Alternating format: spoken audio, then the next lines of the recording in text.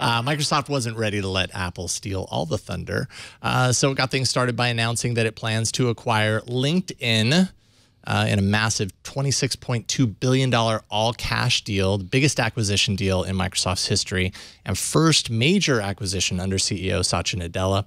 Microsoft plans to pay $196 per LinkedIn share, which is 50% more than Friday's closing price for LinkedIn stock. The deal has already been unanimously approved by the board of directors for each company, and Microsoft hopes to close this deal later this year. Man, when I first read this, I was like, this is a no-brainer. This makes all the sense in the whole world, and I don't know why I never thought of this as a possibility before. What do you think about this, Kiki?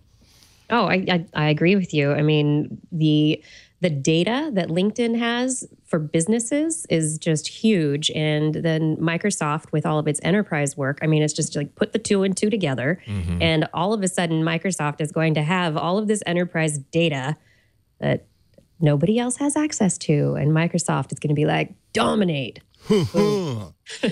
It is so interesting because you think about like Ballmer's purchase of Nokia, which you know we know was like a huge write down, a big mistake. I mean, it just proves again that Satya Nadella is so smart and knows what he's doing. Like the future is data, and this is really great data. I mean, we all joined LinkedIn. Like, I mean, LinkedIn is so interesting because it's one of the first social networks, and I think most people just joined because they felt like they had to because like their boss, you know, said invited them, or you know, they were really good about inviting people.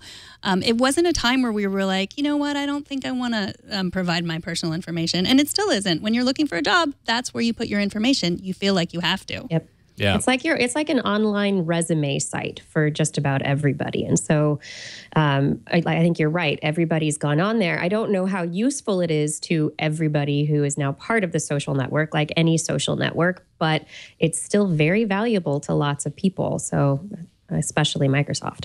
And people feel like you said, they feel the need to keep it updated, which is probably the most important aspect of what Microsoft is getting, which is basically they're getting an org chart for all the companies out there. That's pretty much what they have. And I mean, you know, they get that massive amount of customers, 433 million users. Many of those are paying for premium services. They get the you know, they basically get access to how all of those people relate to each other, information behind the scenes that not all companies have access to. Yeah, it's a pretty and the tools that LinkedIn probably has to analyze all of that data. And so you kind of take that, you couple it with Microsoft's kind of cloud aspect. I think what Microsoft realized with Nokia, and maybe they keep realizing this, I'm not quite sure, is that again, hardware is hard.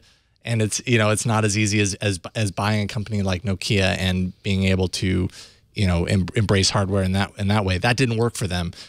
Their strength is software and services, and this ties in perfectly with that. Yeah, I mean, and they have all the information we've talked about, plus where it's information that people need, like eating. You need a job. I mean, and this is information that so you know where people come from, where they go to next. And especially now, because everyone has this general anxiety that the robots are coming to take our jobs, and work is changing, and it will change. Like what we see as work now is not going to be what we see it in a decade. And I think Microsoft knows that. Like, and this is information that people want to have. They want to know how they can continue to work when a robot could do their job. Robots. Always back to robots.